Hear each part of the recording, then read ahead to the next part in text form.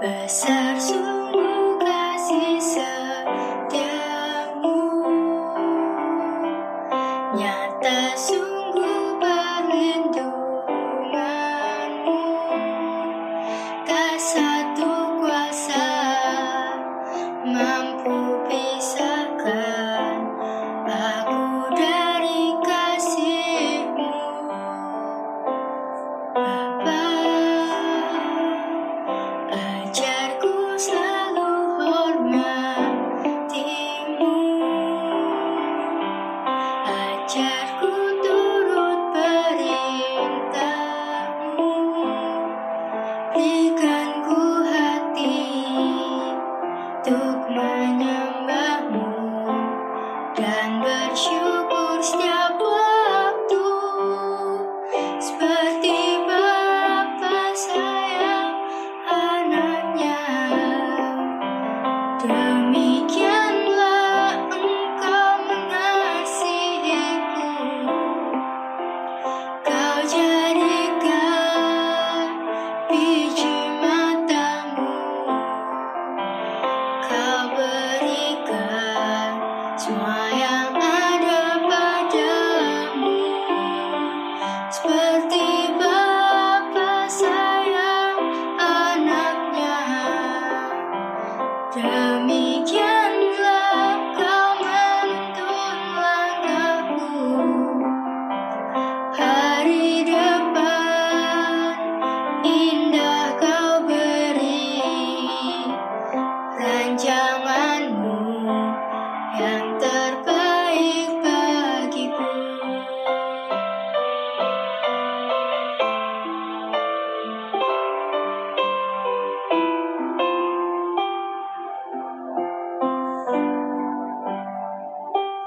Bapa,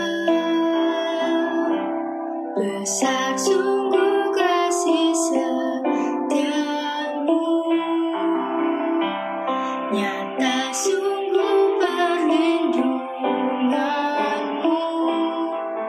Tak satu kuasa mampu pisahkan aku dari kasih-Mu. Bapa, ajarku selalu hormati-Mu, ajarku turut perintah-Mu, berikan ku hati untuk menyembah-Mu dan bersyukur setiap waktu, seperti Bapa sayang anaknya. Demikianlah Engkau mengasihiku, Kau jadikan biji mata-Mu, Kau berikan semua yang ada padamu, seperti Bapa sayang anaknya. Demikianlah Kau menuntun langkahku,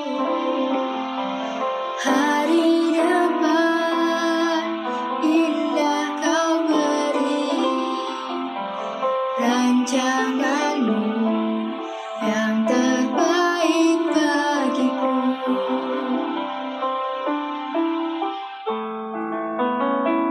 Seperti Bapa sayang anaknya, demikianlah Engkau mengasihiku, Kau jadikan biji mata-Mu,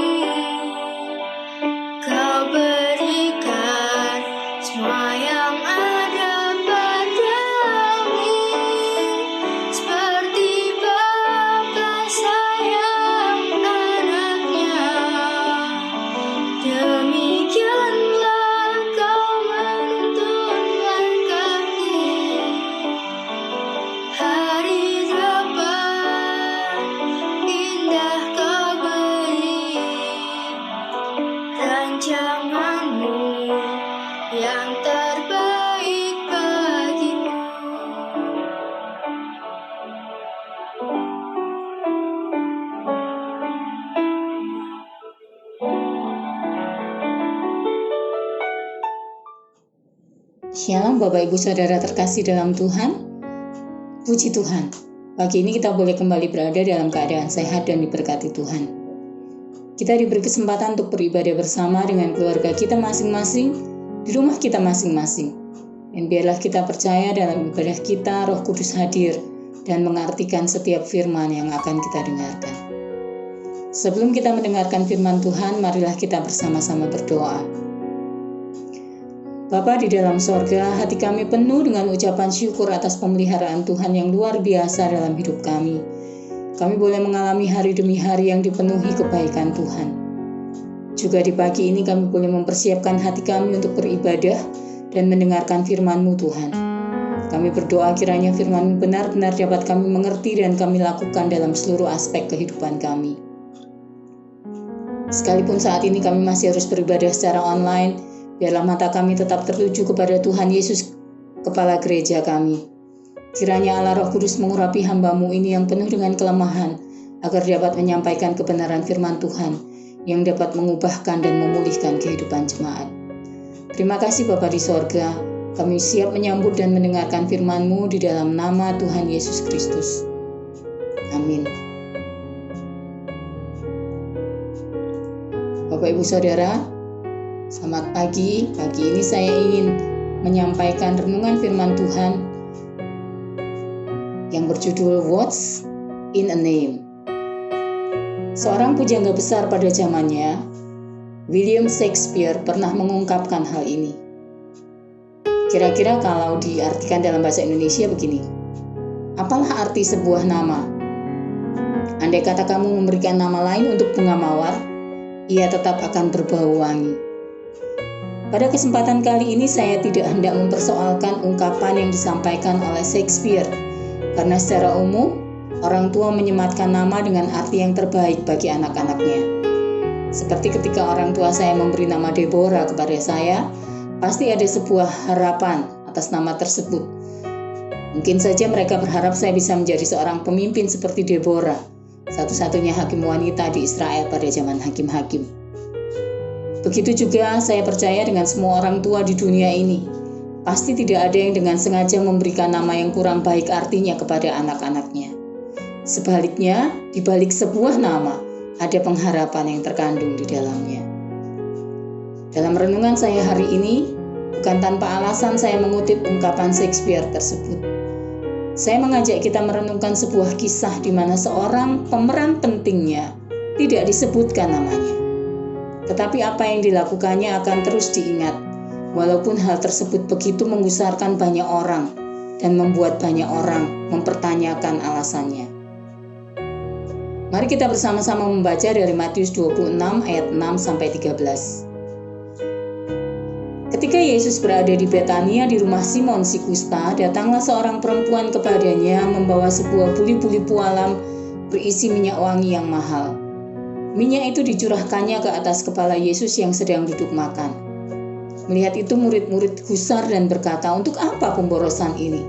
Sebab minyak itu dapat dijual dengan mahal dan uangnya dapat diberikan kepada orang-orang miskin." Tapi Yesus mengetahui pikiran mereka lalu berkata, "Mengapa kamu menyusahkan perempuan ini? Sebab ia telah melakukan suatu perbuatan yang baik padaku. Karena orang-orang miskin selalu ada padamu, tetapi aku tidak akan ada selalu bersama-sama kamu. Sebab dengan mencurahkan minyak itu ke tubuhku, ia membuat suatu persiapan untuk penguburanku. Aku berkata kepadamu, sesungguhnya di mana saja Injil ini diberitakan di seluruh dunia, apa yang dilakukannya ini akan disebut juga untuk mengingat dia." Kisah yang sama juga dituliskan di Markus 14 ayat 3-9. Kejadian yang sama persis tapi dituliskan oleh penulis yang berbeda. Di kedua Injil ini disebutkan bahwa pada saat itu Tuhan Yesus dan murid-muridnya sedang berada di rumah Simon si Kusta dan sedang dijamu makan oleh si tuan rumah. Kemudian datanglah seorang perempuan yang membawa sebuah buli-buli pualam. Waktu perempuan ini datang saja, pasti semua mata yang ada di sana terbelalak kaget. Karena pada zaman itu, tidak pada tempatnya seorang perempuan berada di ruang utama sebuah perjamuan. Mungkin ada ruangan lain bagi perempuan yang diundang dalam sebuah perjamuan. Tentu kita masih ingat ketika Ahasveros mengadakan perjamuan untuk rakyatnya, Tercatat dalam kitab Ester 1 ayat 9, permaisurinya Ratu Wasti mengadakan perjamuan tersendiri bagi semua perempuan di istana Ahasveros. Hal ini menyiratkan bahwa ada ruangan yang berbeda untuk undangan laki-laki dan perempuan dalam sebuah perjamuan. Kembali pada perikop Yesus diurapi di Matius 26 dan Markus 14. Dikisahkan bahwa perempuan ini datang dan membawa sebuah buli-buli pualam. Secara tiba-tiba dia memecahkan leher buli-buli tersebut dan menumpahkan minyak wangi yang ada di dalamnya ke atas kepala Yesus. Dan bau semerbak dari minyak wangi tersebut dapat tercium oleh semua orang yang ada di sana. Seketika itu juga Alkitab mencatat ada orang atau orang-orang yang menjadi gusar dan mempergunjingkan kejadian yang barusan mereka lihat. Mengapa Bapak Ibu Saudara? Karena menurut saya ketika orang banyak mencium bau wangi minyak itu, barulah mereka tersadar bahwa minyak tersebut adalah minyak narwastu murni yang mahal harganya.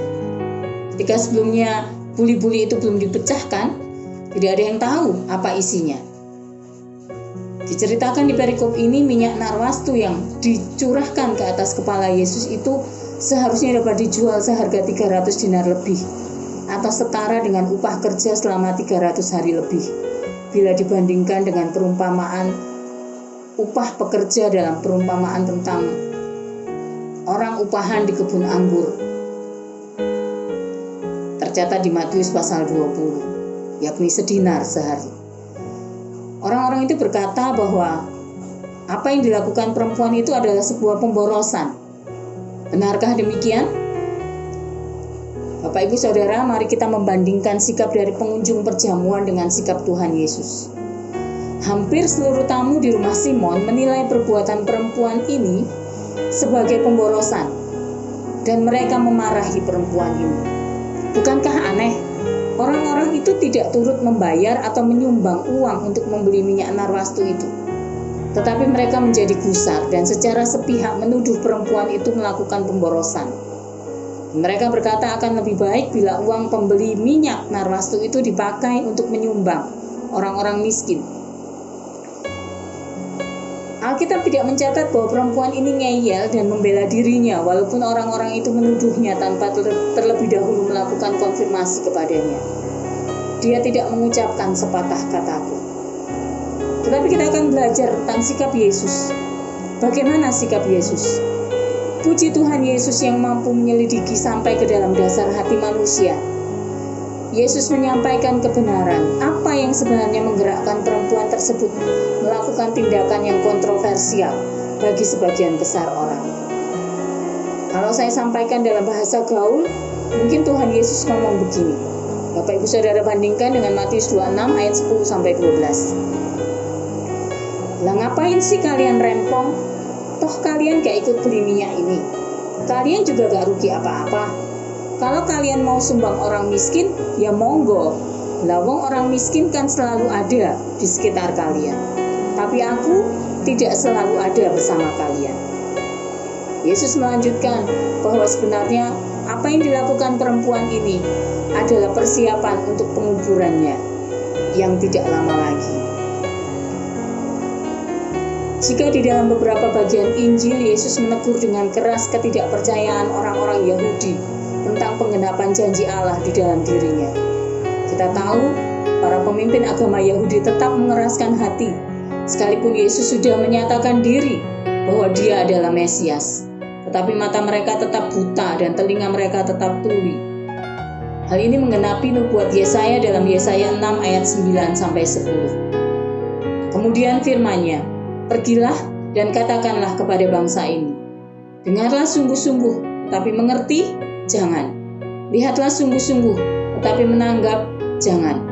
Buatlah hati bangsa ini keras, dan buatlah telinganya berat mendengar, dan buatlah matanya melekat tertutup, supaya jangan mereka melihat dengan matanya, dan mendengar dengan telinganya, dan mengerti dengan hatinya, lalu berbalik dan menjadi sembuh. Apa yang dinyatakan Yesaya menjadi kenyataan. Orang-orang Yahudi melihat, tetapi tidak mengerti. Mereka mendengar, tetapi tidak menanggapi. Bagaimana juga dengan para murid? Para murid yang selalu bersama-sama dengan Yesus juga tidak mengerti dan tidak peka. Mereka hanya sibuk mempertanyakan siapa yang terbesar, siapa yang terpenting di antara mereka. Bahkan suatu ketika ibu dari Yakobus dan Yohanes datang kepada Yesus, spesial meminta agar kedua putranya diberikan tempat terbaik ketika nanti Yesus memerintah sebagai raja, yakni di sisi kanan dan kirinya. Padahal kalau kita pelajari berapa kali sih Yesus mengajar bahwa dia akan diurapi menjadi Raja Israel. Berapa kali Yesus mengajar bahwa sebentar lagi dia akan duduk di atas tahta Daud. Tidak pernah sekalipun. Sementara kalau kita bandingkan berapa kali Yesus menyampaikan bahwa dia harus menderita, disiksa, mati, dan bangkit pada hari ketiga. Berkali-kali. Matius mencatat setidaknya 4 kali Yesus menyatakan ini kepada murid-muridnya. Bapak Ibu Saudara bisa membacanya di Matius 16 ayat 21, Matius 17 ayat 23, Matius 20 ayat 18, dan Matius 26 ayat 2. Tetapi yang mana yang dinantikan para murid? Mereka hanya berfokus menantikan Yesus duduk di atas tahta Daud dan memerintah Israel. Tapi di sisi yang lain, Bapak Ibu Saudara, pada bagian ini Tuhan Yesus begitu memuji dan menghargai kepekaan seorang perempuan.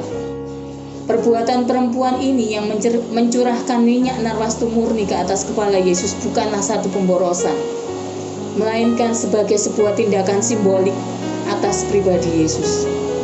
Yang pertama, pencurahan minyak ke atas kepala seseorang dapat dianalogikan dengan prosesi penetapan seseorang menjadi raja. Bandingkan dengan peristiwa Samuel mengurapi Saul untuk menjadi raja pertama Israel. Kemudian Samuel juga mengurapi Daud sebagai pengganti Saul. Dengan demikian melalui tindakannya perempuan ini menyatakan bahwa Yesus adalah Kristus, Mesias, Raja yang diurapi.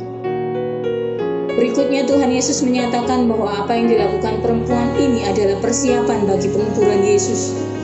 Bahwa telah tiba saatnya anak manusia mengalami semua yang telah dia sampaikan sebelumnya, yakni diserahkan kepada imam-imam kepala dan ahli-ahli Taurat, kemudian disiksa dan dijatuhi hukuman mati.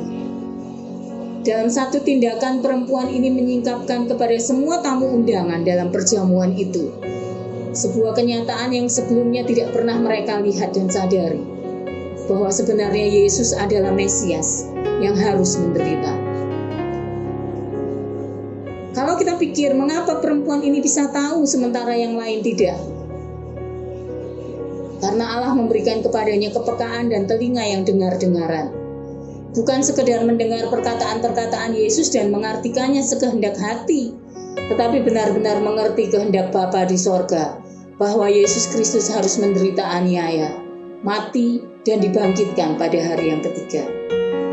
Bapak Ibu Saudara, perempuan ini mungkin bukan seorang tokoh penting. Matius dan Markus tidak mencatat namanya. Tetapi adalah hal yang menarik ketika Tuhan Yesus berkata, sesungguhnya di mana saja Injil ini diberitakan di seluruh dunia, apa yang dilakukannya ini akan disebut juga untuk mengingat dia. Minyak narwastu murni yang dipersembahkan oleh perempuan ini adalah persembahan terbaik untuk pribadi terbaik dan pada saat yang terbaik. Marilah kita belajar menjadi peka seperti perempuan. Bagaimana caranya? Yang pertama, Bapak Ibu Saudara, miliki telinga dan hati seorang murid yang selalu bersedia mendengar dan merenungkan firman Tuhan tanpa melewatkan satupun bagiannya. Dari sini Tuhan akan membuat kita memahami kehendak-Nya. Tuhan akan memberikan kita kepekaan terhadap firman-Nya. Tuhan akan menyatakan dirinya sendiri kepada kita dan memberikan pengertian kepada kita yang mau menjalankan kehendak-Nya. Sekedar informasi, pada saat ini semakin mudah mendapatkan akses untuk membaca firman Tuhan. Sudah ada aplikasi yang menyediakan pilihan untuk membaca atau mendengar atau bahkan menonton visualisasi dari Alkitab. Kalau Bapak Ibu Saudara ingin memiliki aplikasi ini, silahkan hubungi saya. Jangan sia-siakan waktu yang masih ada sebelum nanti kita tidak lagi beroleh kesempatan untuk mengisi hidup kita dengan firman Tuhan. Yang kedua, Bapak Ibu Saudara, miliki kerinduan untuk mengerjakan segala sesuatu hanya untuk Tuhan. Kerinduan yang dimaksud ini bukan sekedar ingin sekali-sekali melayani, tetapi kerinduan untuk memberikan seumur hidup kita melayani Tuhan. Melalui apa? Melalui kehidupan yang menyenangkan hati Tuhan. Entah di dalam studi, dalam pekerjaan, ketika berada dalam keluarga kita sendiri, atau di tengah-tengah masyarakat, atau di dalam gereja, atau dimanapun kita berada, kita didorong terus oleh keinginan untuk menyenangkan hati Tuhan. Siapa yang rindu menyenangkan hati Tuhan? Siapa yang rindu menjalankan kehendak Tuhan? Tuhan akan mendidik orang-orang itu, membentuk mereka dengan pengertian dan kepekaan akan kehendak Allah. Mungkin mereka tidak terlihat menonjol, tetapi ketika waktu Tuhan tiba, Dialah yang paling cepat dan paling tepat berespons. Sementara orang-orang yang hidupnya terus-menerus mengejar ambisi-ambisi yang tidak jelas, berpusat pada diri sendiri dan tidak mempedulikan kehendak Allah. Bagaimana mungkin Allah mau membukakan kebenarannya dan kehendaknya kepada mereka? Marilah kita belajar terus seperti perempuan ini, Bapak Ibu Saudara. Anonim. No name. Namanya tidak disebutkan, namanya tidak terkenal. Tetapi apa yang dia lakukan adalah sebuah tindakan penting yang akan terus dikenang di mana saja Injil diberitakan di seluruh dunia. Mungkin nama kita pun tidak terkenal, tapi biarlah melalui perbuatan kita orang melihatnya dan memuliakan Bapa kita yang di sorga. Dan yang terpenting, nama kita tercatat dalam kitab kehidupan. Sebagai ayat yang terakhir, kita akan sama-sama membaca dari Matius 5 ayat 16. Demikianlah hendaknya terangmu bercahaya di depan orang, supaya mereka melihat perbuatanmu yang baik dan memuliakan Bapamu yang di sorga. Mari kita berdoa. Bapa di sorga, kami mengucap syukur untuk firman-Mu yang telah kami dengar pada pagi hari ini. Kami boleh belajar dari seorang perempuan yang peka akan firman Tuhan dan melakukan bagian terbaik yang dapat dia lakukan untuk Tuhan. Kami mengucap syukur atas karya penebusan yang telah Tuhan Yesus selesaikan bagi kami. Kami menjadi milik kepunyaan Tuhan, dan biarlah kami boleh menjadi pribadi yang tahu berterima kasih untuk keselamatan yang Tuhan anugerahkan kepada kami. Melalui pemikiran, perkataan, dan tindakan kami boleh senantiasa memuliakan Tuhan. Ampuni kami kalau sekiranya mungkin kami telah melakukan hal-hal yang mendukakan hati Tuhan. Biarlah kami boleh terus-menerus mengalami pemrosesan Tuhan dan menjadi semakin serupa dengan Kristus.